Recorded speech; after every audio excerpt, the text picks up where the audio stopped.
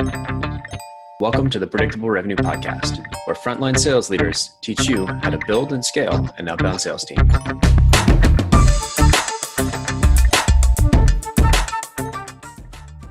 Welcome back to the Predictable Revenue Podcast. I'm your co-host, Collin Stewart. Today we have a bit of a special event. Last week, we just launched our 52nd episode. We've heard lots of feedback from many users or many listeners, and a lot of it positive.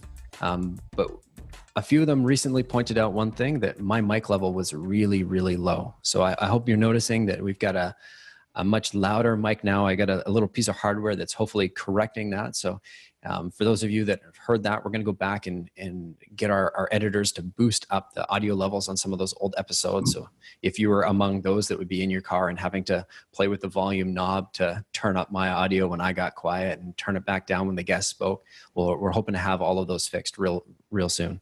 But moving forward, we've got same mic, but a new amplifier sitting in front of it. So hopefully I'm coming through loud and clear. I want to take a few minutes and introduce our guest today, because I'm personally been really excited. Mike and I had this did our pre-interview 2 weeks ago, and some of the things that we talked about in the pre-interview, I started practicing myself and have been seeing some pretty strong results that I'm really excited about. I've been reading a lot on the subject for a couple of years, but I'm very early into my journey here. And I had the pleasure of bumping into Mike at AAISP last month, and he's much, much further down. So our guest today has been selling for 20 years.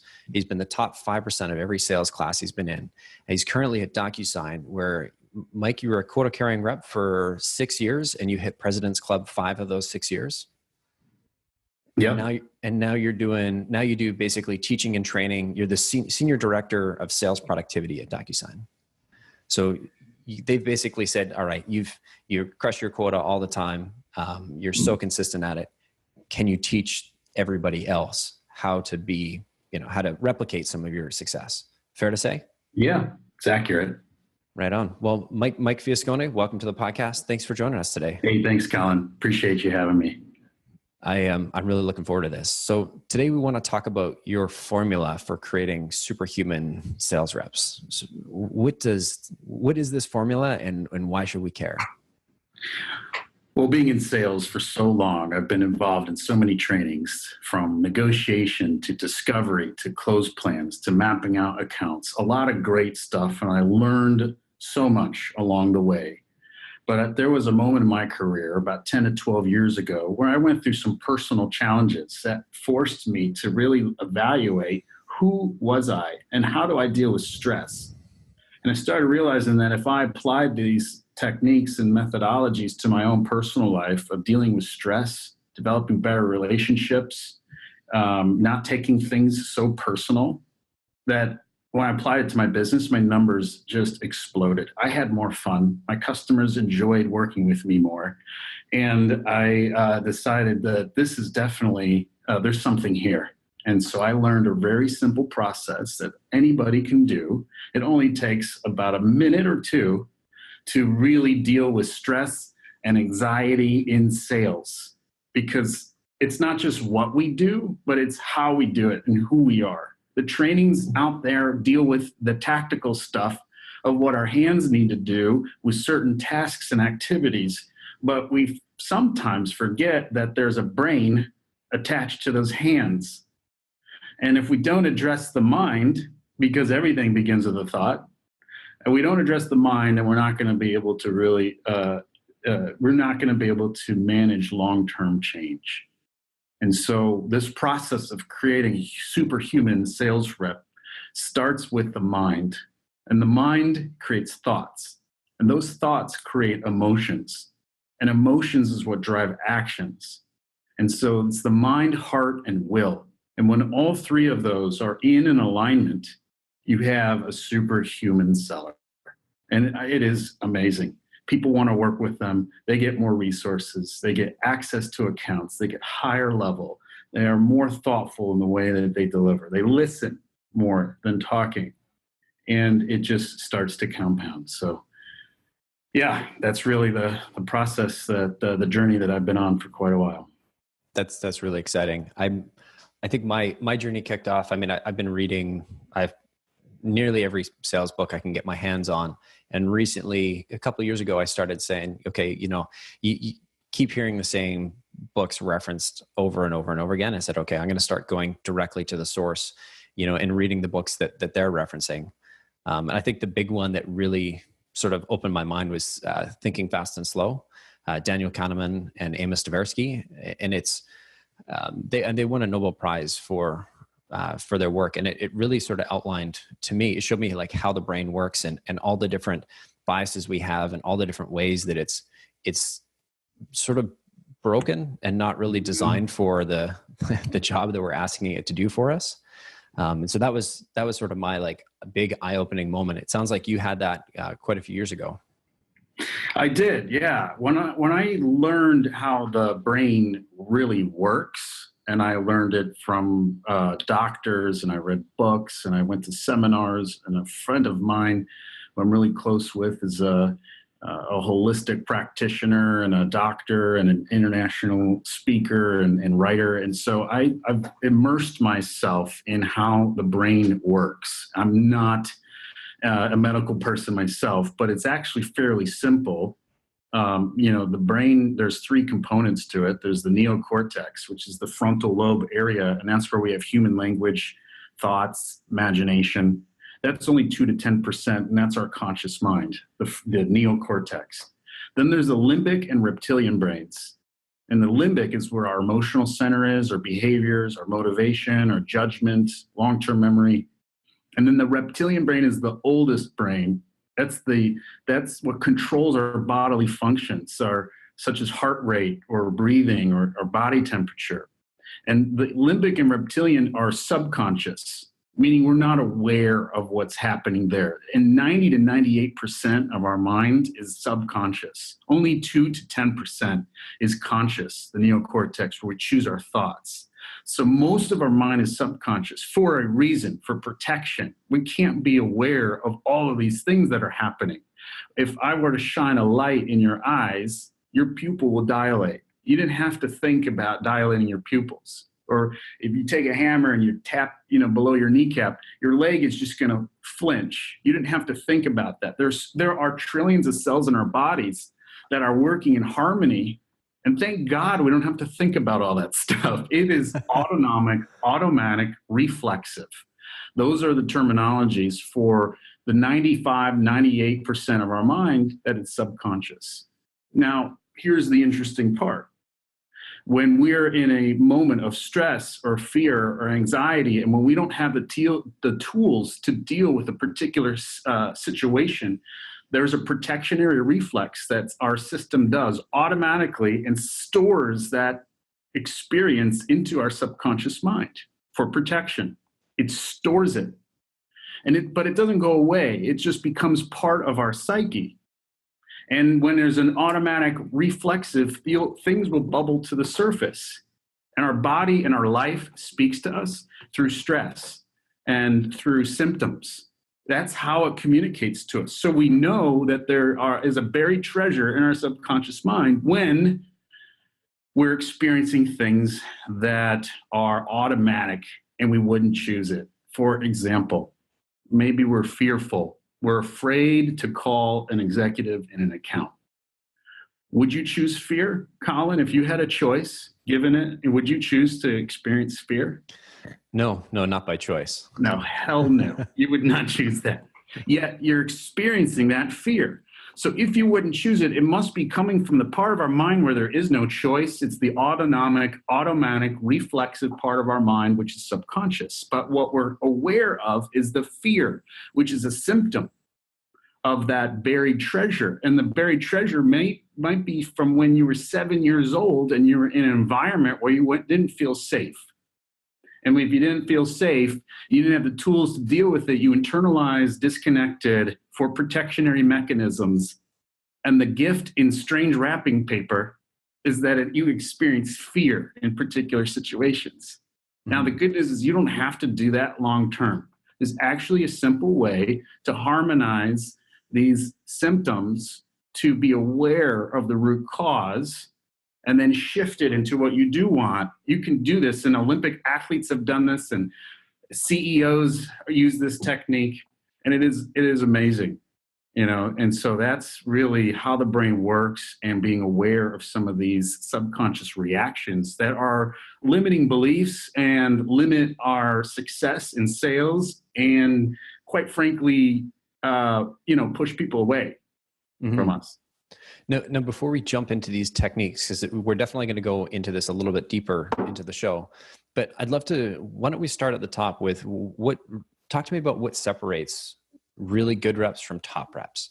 Because I find it's, you read all the books, you get all the training, you get the tactics, and there can be a massive difference in the performance of a really good rep and your number one rep. So I know you've seen this because you train these reps. You were this rep. Yeah. Talk to me about what separates the good from the great. Well, a general statement is that, of course, what they do is high quality, and they take action, and they work hard, and they are smart about positioning value. They put themselves in their customer's shoes. They do a lot of great things. But what makes the extraordinary reps from the good reps, it's not what they do, it's who they are as they're doing it. Two reps could do the same activities. One has higher degree of success because the way that they're doing it, who they are as a person when they're doing these things, is of a higher caliber. They're like vibrating at a higher frequency, and it's always around love and gratitude. And those that are vibrating at that love and gratitude while they're doing these important tasks are extraordinary.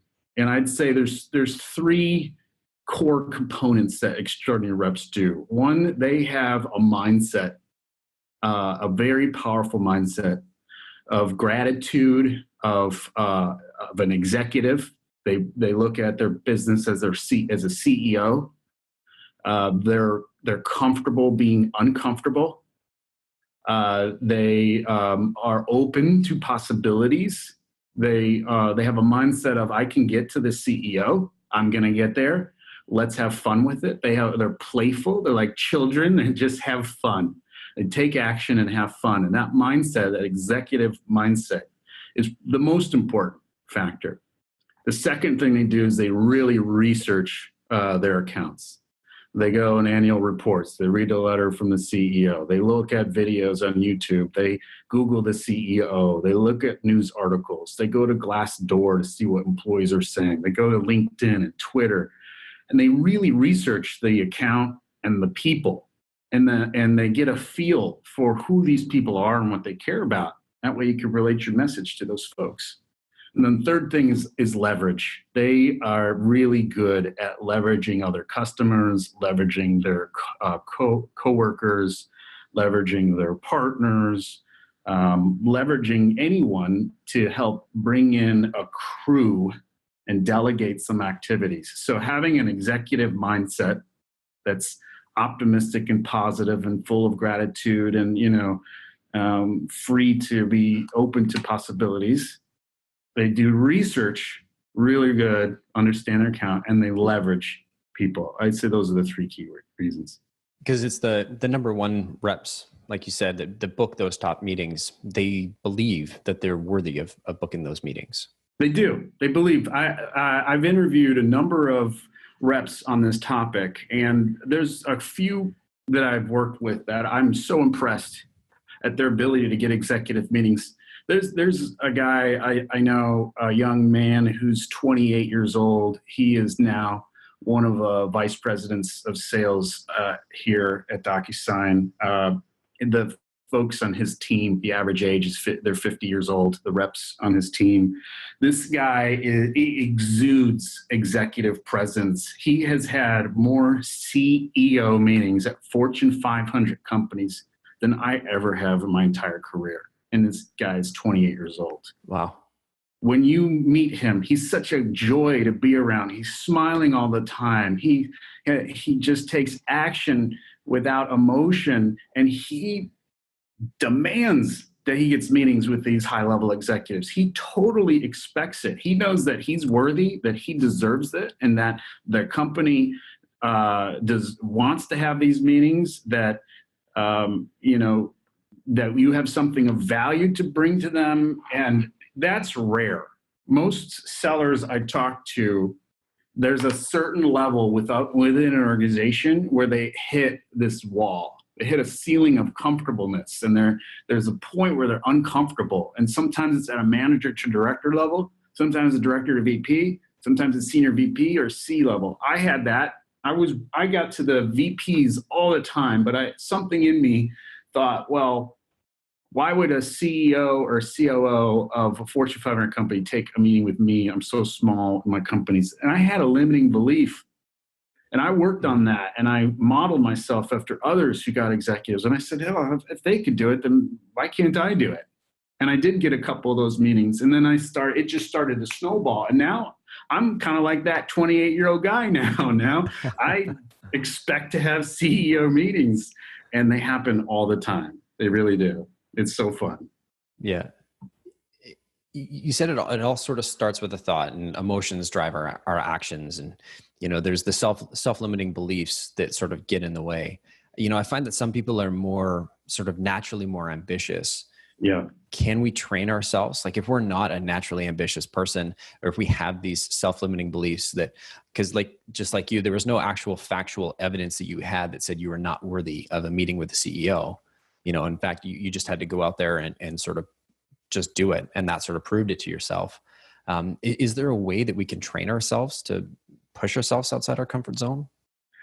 Yes. For the first thing is awareness. I mean, it really comes down to first just being aware. The best way to do that is if I'm feeling something and it doesn't feel good to me, I'll ask myself this question: would I choose to feel this way? If the answer is no, then I know it's coming from a subconscious place. So that right there, as simple as that sounds, is absolutely profound. Because now that you're aware, you don't have to take it personally. You just treat it neutral, like a reporter is just writing a story about something happening, and there's no emotion behind it. Oh, I'm now experiencing a subconscious reaction right now based on a belief structure that was programmed by my parents and by my family and culture and society and geography and religion and culture. I mean, all of these things go into programming us when we're a child. We've all been programmed, and all beliefs are learned. Just because you learn something doesn't mean it's true. So we go out into the world, and some of the code that we're programmed by is so efficient, and it runs, and it's amazing, and it's some of our greatest skills and assets. But then some of the code that we're programmed by has bugs in it, and the QA process wasn't so good back then. But these people that programmed us did the best they knew how, given the tools they were given. But it doesn't have to mean that is how we have to live the rest of our life. So being aware that it's a subconscious reaction is the first step. Once you're aware, then I go through a process to harmonize and to give that emotion some space and to process it. And I do it through a 3-step process. See it, feel it, and hear it. See it, feel it, and hear it. And there's a lot of science behind this, a lot of science, because we experience life through our senses. There are things called protein receptors that pick up information, and then it filters it through our brain based on our belief system, and then we interpret it through a lens of perception. No one looks at life the same way. We all have different sunglasses that we're wearing. So the see it, feel it, hear it. I'll say, okay, boom. I'm going to here's an example. Send a proposal to a customer. Procurement sends back and says, you need to sharpen your pencil. Competition is half your price. I need a decision. I need it back by tomorrow. Otherwise, we're going to competition. Immediately, I feel a trigger of anxiety and anger, perhaps, but mostly anxiety. Would I choose to feel anxious? No, I wouldn't choose it if I had a choice. Okay, good. So that must be a subconscious reaction. Okay, so let me go through the see it, feel it, hear it. First I do is I close my eyes and I say, okay, I'm going to be aware of any pictures and images in my mind right now related to anxiety, no matter what or who I think about, no matter where it takes me. When I bring up the concept of anxiety, I observe my first and immediate thoughts. And so what I'm seeing is like, I don't get a deal. My manager's going to be mad at me. I may lose my job. My wife's going to be mad at me. Whatever images show up. Heck, it could be images of when I was 7 years old and I was in that environment where I didn't feel safe or worthy. I don't know. I don't judge it. I'm a reporter. I'm looking at it neutral. But I see the images of anxiety in my mind's eye, that movie theater in your mind. Then I feel it, and feel it is in your body. But before I go to feel it, to see it, while you're observing the images, it's important to breathe through it. And I like to use the American Sign Language, I love you. It's just something I use. You don't have to. I like to put my hand over my heart and give myself love and support. And I see those images and I breathe. I breathe in through the nose and out through the mouth. Then I go into feel it. Okay, where does anxiety, how does that feel physically in my body? Where do I feel it? And I describe it. Well, anxiety to me is like tightness in my chest. I feel like strain in my left neck. I tune into my physical body and I do my best to describe what that feeling literally feels like. And if you don't feel like you can feel an emotion in your body, they're there. You just may be blocking it. Settle into yourself and just say, well, I'll just make it up. I wonder what it might feel like, and tune into it. You'll notice that there is some subtle feelings. These emotions, literally, you can feel them in different sections of your body. And while you do that, you breathe in and breathe out. Okay, and the last thing is hear it. You know that self-talk in your mind? You know what I'm talking about? Yep, that inner monologue saying. Yeah, that monologue, we all have it. And so this is the voice of anxiety. And I just want to turn the volume up on that voice and allow it to say whatever it needs to say. Oh God, you're going to have to drop your pants on this one. And there's no way you're going to get this deal. And the competition's got a good enough product. And maybe you should go 40%. And boy, this is a lot harder than I thought. Whatever that anxious voice needs to say, give it some space to say it, but observe it from a place of neutrality, like a reporter. Give yourself love while you're listening to it. Breathe in and breathe out. See it, feel it, hear it. Takes about 30 seconds, maybe a minute. I feel better already just by going through that process. But that's just half of the process. That's the harmonization of the subconscious emotion that you wouldn't choose, which is inhibiting your ability to get where you need to go. But the good news is that there's a gift here. When you finally process this and then you shift it into the direction that you do want, new power comes forth. Power that probably wouldn't have been there before. So I get excited when I have stress and anxiety and subconscious reactions now. I actually get excited because I'm like, awesome. I'm now ready to finally address some limiting belief that I can let go and then shift it to what I do want. So rather than feeling anxiety, rather than being anxious about this proposal that I've sent, what would I choose to feel if I had a choice? Oh God, I would choose to feel confident and like excited, because that means this guy's playing ball and we got a deal on the table. So I'm going to run that. And the thing about the brain is it's smart in so many ways, but it's kind of dumb in other ways. The brain doesn't know the difference between memory, imagination, or reality. It doesn't know the difference. It's just data, and it collects that data and interprets it the same. And you know this because, like, when I look at really good food and I read a recipe and I see the picture of the food online, I get hungry. I start to salivate, and I'm like, man, I want to eat. Yeah. Now, I wasn't hungry before, but my brain looked at colors and pictures and images, and then through the belief system, it pretended as if it's got food in front of it. Or when you wake up from a nightmare and your body's in a cold sweat. It reacts as if this stuff's happening right now. That's an important point. So when you're rewiring your brain, you want to pretend this stuff's happening right now. So rather than feeling anxiety, I am, and if it were to happen right now, you would put it in a present tense, like I am doing something. I am delivering this proposal, or I am responding to this person, and I feel confident, feeling confident. I am confident. I am confident. I'm confident. I am confident. And I just say that over and over and over, and I run that through, see it, feel it, hear it. Okay, confidence. Observe the pictures and images in the movie theater of my mind related to confidence. Well, I see, going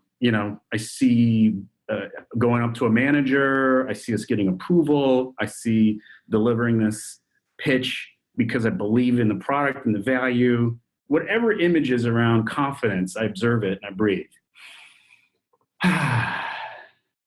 And then I feel that confidence in my body. Like I can feel stronger. I can feel stable. I can feel like, easier to breathe. Breathe through it. And then I turn that volume up on that voice inside my head of I am confident. I'm delivering this proposal and I feel confident. And I'll turn the volume up and be like, dude, they need your product. You got this. You did everything. It's okay. Even if you don't get the deal, you believe in it, and you got to follow your heart and be confident and just hold the line. Bring in other managers. Bring in your VP. Escalate this. You got this. That's the voice of confidence. In, out. Wow. Man, I feel good. I literally feel like super good, like a superhuman right now. So when I respond to that email to that procurement person and said I needed to sharpen my pencil, and competition's half the price, imagine the superhero rep that responds vibrating at this way versus the regular rep who's responding from a place of anxiety. Do you think there's a difference in how it's received on the other end? And I think there's a difference on their commission check too. And there's a difference on their commission check. And there's a difference in their life. And their relationships are more meaningful. And they have more joy in their life. And by the way, your pocketbook, it definitely impacts it. So there's really no downside. It's free. Anyone can do it. You just need to be aware and you need to do it. On that feel it, hear it piece, when you're talking about take that anxiety that you're feeling and turn up the volume. It seems counterintuitive, right? Because why would you want to turn up a negative emotion? Because it wants to be heard. It wants to be heard. And that's how you harmonize and how you process these buried beliefs. Basically, they're symptoms, and they're showing you that there's a core limiting belief buried in your subconscious, and it's manifesting itself as an anxiousness. And so it just wants to be heard. It's like a child. So you turn the volume up to allow it to say what it needs to say, but you're just watching it from a neutral place, because we all have these. Like nobody is immune to these things. It's just we're human. And so turning the volume brings it to the surface from a place of appreciation and respect and gratitude, and giving that voice. You'll notice that the voice will wane kind of quickly. It'll actually start to shift to be a positive voice once you process it. Because I think you're saying the voice just needs to be heard, and by trying to fight it, it's like a child that just wants to be heard. If you keep trying to tell it to shut up and shut up and shut up, it's going to get louder and louder and louder. It will get louder and louder. It will speak to you through stress and literally physical symptoms. And it will get louder like an alarm bell. It will just it's not going to go away. You may be able to hit the snooze button on it right now by burying it and shoving it down, but it's going to come back. It's going to bite you. It is going to sabotage you. It is going to limit you in some way. It's not going away.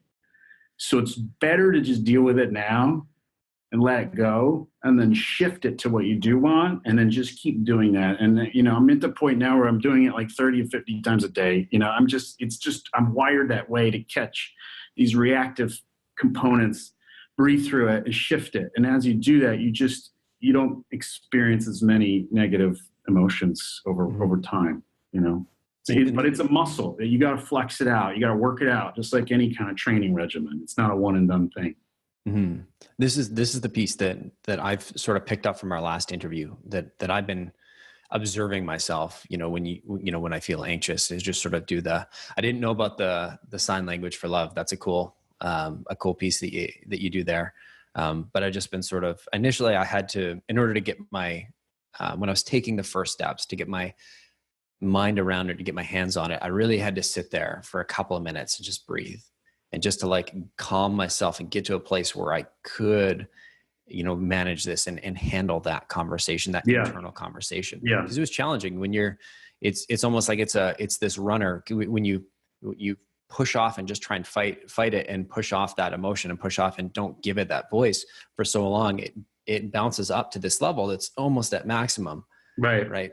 Because you've just been saying no. Yeah. But as soon as you're able to sort of control that and say, okay, I can hear it, I'm able to handle this, I'm going to turn up the volume and I'm just going to let it say its piece and sort of stand off to the side from out here and just like observe this emotion in your head and say, okay, I feel this and that's okay. I'm just going to.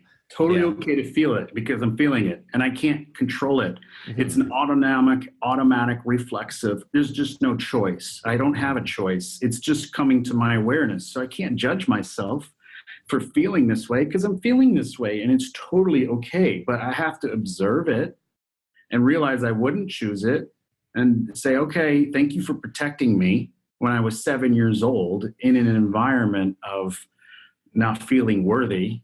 Mm-hmm. Based on the best that they knew how at that time, whoever was around me at that time. Thank you for protecting me at that point. I just don't need that protection anymore. I'm ready to let go. Let me just breathe through it and shift it into what I do want. And you can actually rewire it and you can reprogram it. I've seen it and I've seen miracles happen. I've seen financial miracles. I've seen physical improvements in people's health. I know that our bodies and our life are designed to heal, regenerate, and be whole. And there is an intelligence there. When we cut ourselves, it just knows to heal itself. Mm-hmm. So, but with the symptoms and the stress, we have to harmonize that in order to accelerate the healing process.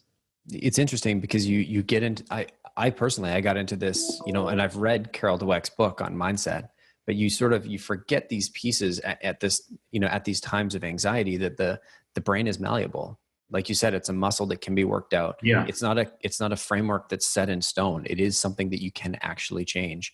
And it's funny that at these times when you're most stressed, when you're under the most amount of, anxiety, you forget about these fundamentals, the things that you already know. And it took me a while to get, just to get my head around, okay, this is something that I can deal with. I let this pass through. And like I had 2 concussions from hockey 2 years ago, and I was still getting like this anxiety every now and then. And it was totally nothing related to nothing. There was no actual physical cause. Mm-hmm. I was in no danger. It was just this sort of like part of the healing process, and just going through this process of okay, taking a minute. Okay, would I choose to feel this way? Is there any actual reason? Do I have any physical proof? Are there any facts that show like? Is there a tiger hiding under my desk that I should be afraid of? No, Tony's not down there. Okay. Let's move on. Okay. Now let's observe, turn up the volume, let it say its piece, but then just sort of let that pass through. And I haven't quite got to I haven't mastered or come close to being able to choose my own emotions yet. It's something I'm still working on, but I got to say, just having the initial control to realize that, hey, I'm reacting this way and it's okay. And to be able to harness that and say, you know what, I'm not going to let this piece or this like emotion control me. I'm going to feel it. I'm going to let it move on. And now it used to, it could almost like derail a day. right? When you get to that point. Oh, And yeah. now I can feel it come on, and I breathe a couple times, and it gets shorter and shorter and shorter. And every day that's gone on, you feel it. I felt it less and less and less. And this has only been a couple of weeks. That's awesome. Yeah, that's awesome. I mean, it really is interesting, because when you have a bad morning and it just sets up your whole day, and if you wake up angry, you just find situations to be even more angry about, because you're viewing yourself and the world around you through a lens of anger. Mm-hmm. And so you see angry situations everywhere. And then that's just not helping your business, and it's not helping your physical body and your emotional sanity. And so your best gift to yourself, forget about anybody else, but the best gift to yourself is to say, I would not choose this. Let me just take a pause, take a moment. Let me just give this emotion some frickin' space, and let me see it. Let me feel it. Let me hear it. And let me breathe through it and let it go. And then you have to shift to the next part. You can't just be hanging out there in this like triggered space, it's subconscious triggered, but you then shift it. Rather than feeling angry, I want to feel happy. I want to be excited. And it seems weird at first, because you're like, but I'm not happy. So I'm not, why am I lying to myself? The brain doesn't know the difference between memory, imagination, or reality. It really doesn't. So you got to fake it until you make it. And so, I am happy. I am happy. I am happy. That's your intention. Your intention is to be happy. Declare that to the universe. Declare that to the world, that I am now choosing. I'm now choosing to feel happy. Now, do I feel angry still? Yeah, I still feel angry. But I'm setting an intention to, I am happy. See it, feel it, hear it, breathe through it. And then tune into how you feel. And tune in and notice if there's any difference. Notice what it feels to be present after you do that. And if it feels different, then you know it's working. Mm-hmm. Then you might as well just keep doing it. If you don't feel any different, then then don't do it. But I have not found that to be the case. Mm-hmm. You just need to sort of give yourself the ability to choose and believe that you can choose. Because if you're sitting there thinking, no, this is all nonsense, you can't choose your emotions, then you have a self-limiting belief getting in the way that's sort of undermining everything that you're trying. Your emotions, they are reactive. Even the positive ones will react in a positive way. It's just how you perceive life is whether they will react in a positive way or a negative way. So you can't choose the emotions. What you can choose is how you respond to them. Mm-hmm. That you can choose. And if it's an emotion that you wouldn't choose, then your response is to listen to it, see it and feel it, hear it, and then shift it. That's how you can respond to it. So you can't quite choose emotions, but you can choose how you respond to it.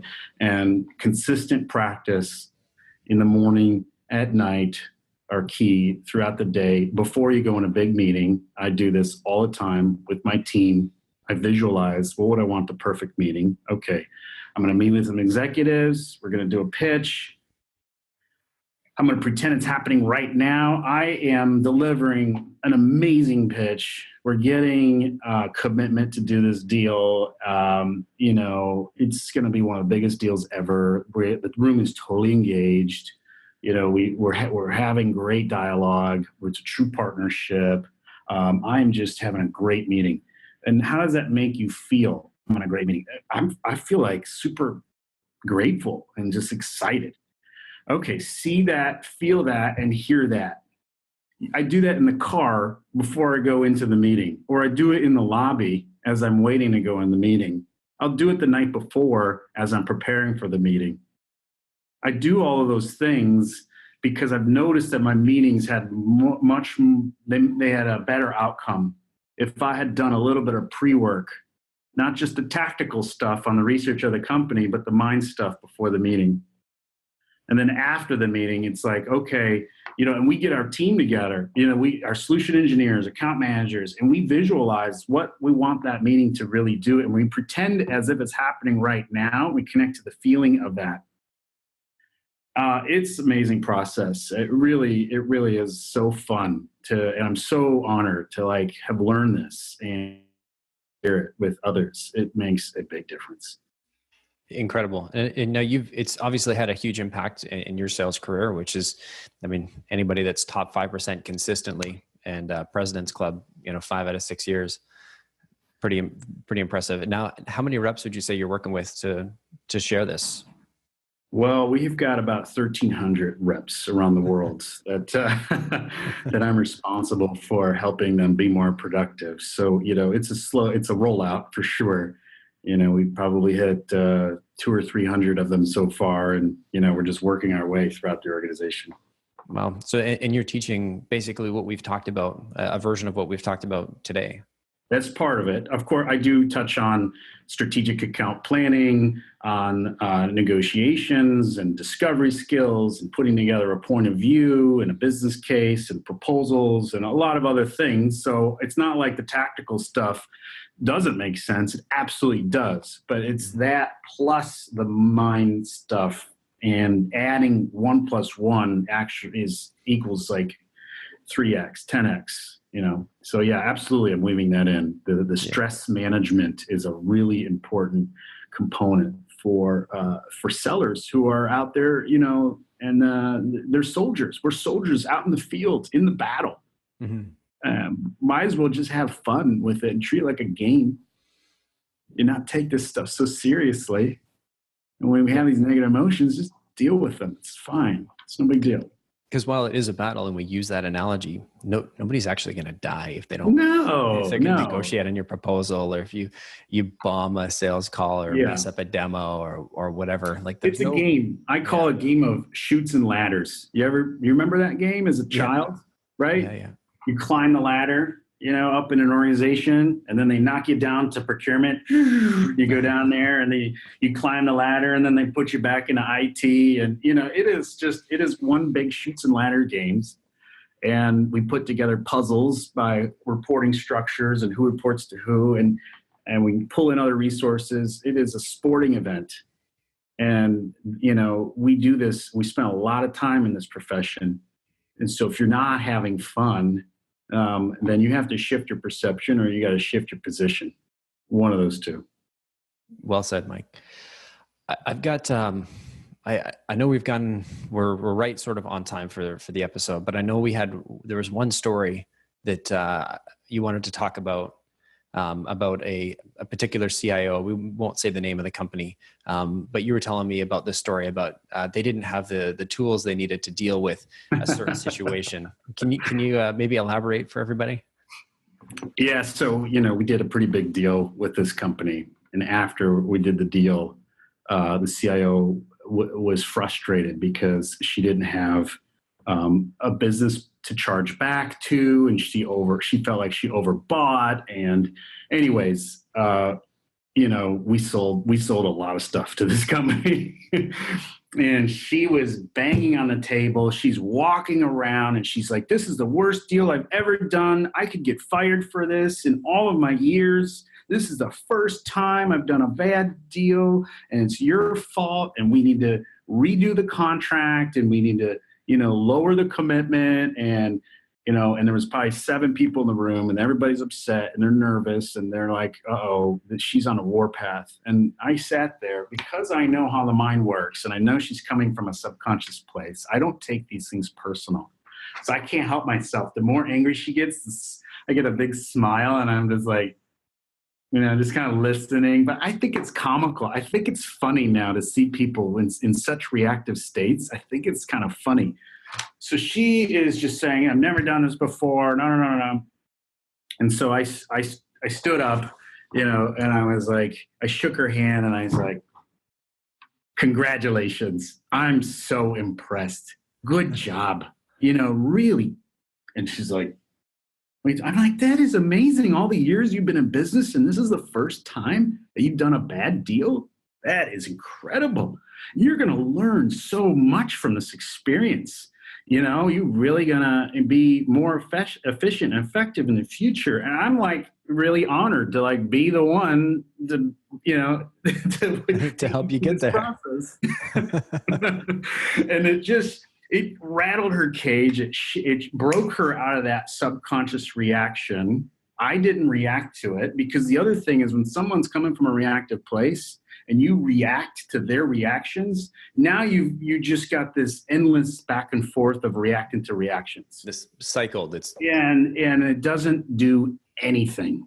So the more someone is reactive, the more still and calm I am, and I allow it to go through me, and I'll try to find some way to break them out of that reactive pattern. And she did. She broke out of it. And then she just kind of smiled, and she just like was kind of laughing that I said something so audacious. But I said it with a place of playful, like a child. And she's like, okay, I know we did this deal and we signed it, but let's figure out how we can, make the best of the situation and talk about driving more adoption. And we had a real meaningful conversation that was very productive, but it wasn't until she broke out of her reactive pattern by me saying some crazy stuff that's when we can have a meaningful conversation. And you basically had to disrupt the loop of negativity. That's right. Using something creative. But the only, like, that sort of advanced tactic, but the only way that you were able to get there was you weren't reacting to her. I was not reacting at all. Everyone else was reacting. They were holding it in, but you can read the room that they were nervous, they were anxious, they were angry. Tensed up. They tensed up. Those are all things they wouldn't choose. So they were all coming from a subconscious place. I was choosing to feel like thought it was funny, and I wasn't mad at all. I was like, this is kind of cool. So I was not in a reactive place. And when you're not, you're powerful. You are really powerful. People really can't touch. You're untouchable. Because what was going through your head when she was saying all these things? Well, like, obviously, I'm like, oh deal. Boy, yeah. At first, I'm like, geez, this sucks. This is going to be a pain in the butt, at first. No one likes to deal with that situation.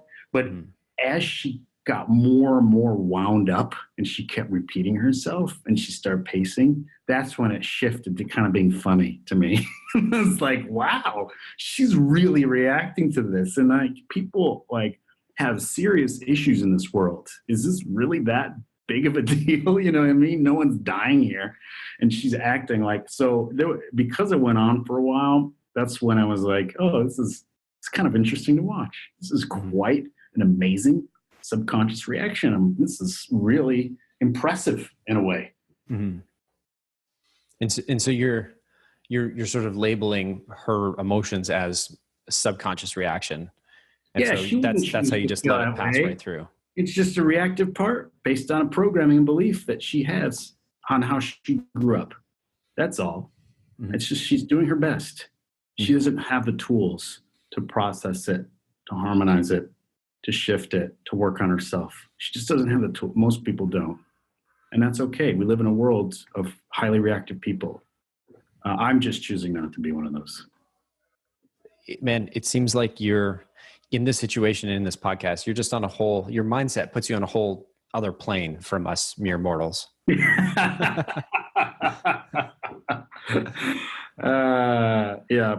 Shift of perspective is such a gift. It's such a powerful gift. But with it comes responsibility. Because once you know, then you can't blame anybody else for anything anymore. You can't even blame yourself. You have to apply it.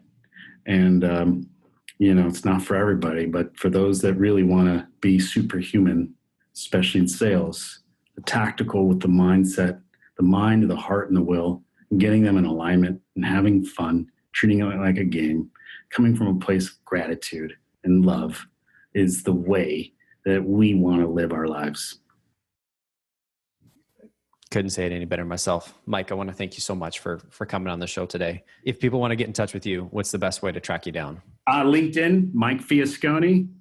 Go ahead and reach out, connect with me, and I'd love to talk to anybody else that this is one of my favorite conversations. So I'm always open to any kind of dialogue around this. You can tell I can tell by the way your eyes light up when we talk about the subject. Just if anybody's got questions, that you're more than happy to jump in and help out and Absolutely. Lend a couple recommendations. Absolutely. Fantastic. Well, Mike, thank you so much for being on the show. Okay. Thanks, Collin. It's been a pleasure.